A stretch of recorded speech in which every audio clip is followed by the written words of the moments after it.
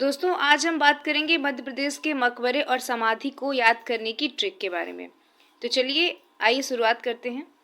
पहला है दौलत खां लोधी का मकबरा, जो कि कहाँ स्थित है? बुरहानपुर में। अब इसको याद करने की ट्रिक है, दौलत खाने के लिए सब बुरे बनते जा रहे हैं, तो इससे हम दौलत खाने से लेंगे दौलत खां और बुरे से लेंगे बुरहानपुर। तो हमें याद रहेगा कि दौलत खां लोधी का मकबरा कहाँ है? बुरहानपुर में स्थित है। फिर है तात्या टोपे। तात्या टोपे की समाधि कहाँ है? वो शिवपुरी में स्थित है।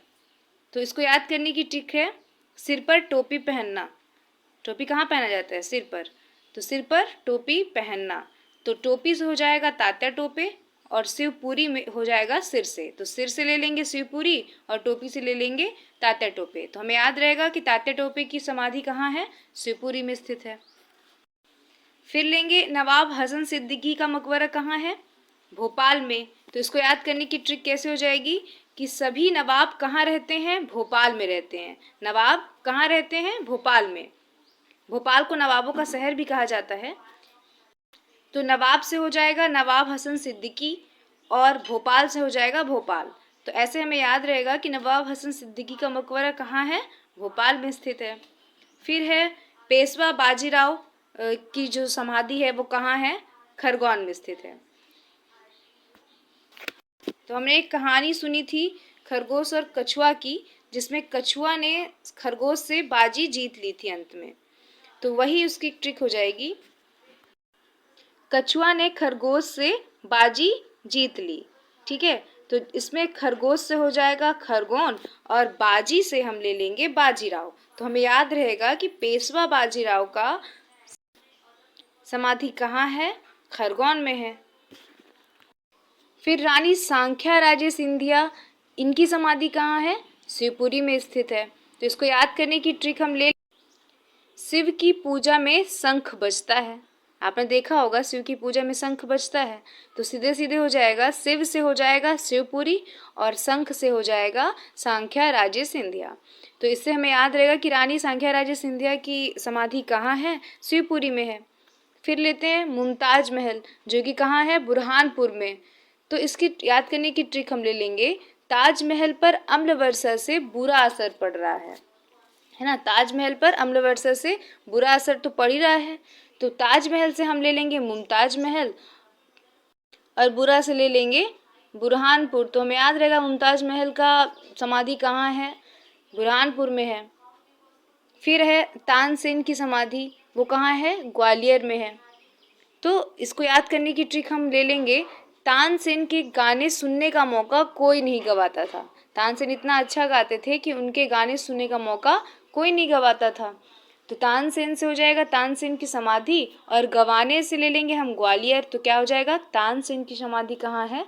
ग्वालियर में है। फिर रानी लक्ष्मीबाई, उनकी समाधि कहाँ है? ग्वालियर में। तो ये सब भी जानते हैं कि लक्ष्मीबाई का संबंध ग्वालियर से है, तो इसको याद कराने की कोई ज़रूरत नहीं है, इसकी कोई ट्रिक की ज़रूरत नहीं है। फिर है झलकारी बाई। झलकारी बाई की समाधि कहाँ है? वो भी ग्वालियर में है। तो इसका हम याद करने की ट्रिक ले सकते हैं कि गांव की जो झलक है वो बहुत खूबसूरत होती है। गांव की झलक बहुत खूबसूरत होती है। तो झलक से ले लेंगे झलकारी बाई और गांव से ले लेंगे ग्वालियर। तो हमें याद रहेगा कि झलकारी बाई की समाधि कहाँ है? ग्वालियर में है।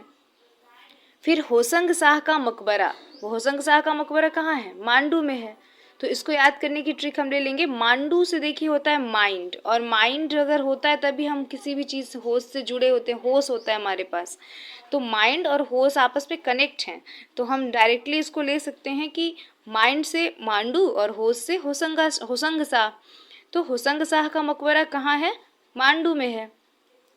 फिर है अवंती बाई की समाधि, वो कहाँ है? मंडला में है। तो हम इसको याद करने की ट्रिक ले सकते हैं, हम किसी भी लड़की का नाम ले लेते हैं जिसका नाम है वो अवंती। ठीक है, तो अवंती का जो मन है वो हर चीज़ में डोलता रहता है, यानी उसको ये भी चाहिए, वो भी चाहिए, ये भी चाहिए, वो मिल जाए तो वो चाहिए, ऐसा करके हम ले लेते हैं। तो अवंती का जो मन है वो डोलता रहता है। तो डोलने से हो जाएगा मंडला और अवंती से हो जाएगा अवंती बाई की समाधि। तो हमें याद रहेगा कि अवंती बाई की समाधि कहाँ है? मंडला में है। फिर है रानी दुर्गावती की समाधि कहाँ है? जबलपुर में। तो उसको याद करने की ट्रिक हम ले लेंगे। दुर्गा माता के पास बल से भरपूर हैं दुर्गा माता, है ना। तो दुर्गा माता बल से भरपूर हैं, तो दुर्गा से हो जाएगा रानी दुर्गावती, और बल से हो जाएगा जबलपुर। तो रानी दुर्गावती की समाधि कहाँ है? जबलपुर में स्थित है। फिर हम ले लेंगे बैजू बावरा। बैजू बावरा की समाधि कहाँ है? चंदेरी में है। तो चंदेरी की साड़ियाँ इतनी फेमस हैं कि उनकी साड़ियों को देख के मन जो है वो बावरा होने लगता है। तो बावरा से ले लेंगे बैजू बावरा, और चंदेरी से ले लेंगे चंदेरी। तो हमें याद रहेगा कि बैजू बावरा का जो समाधि है वो कहाँ है? चंदेरी में है।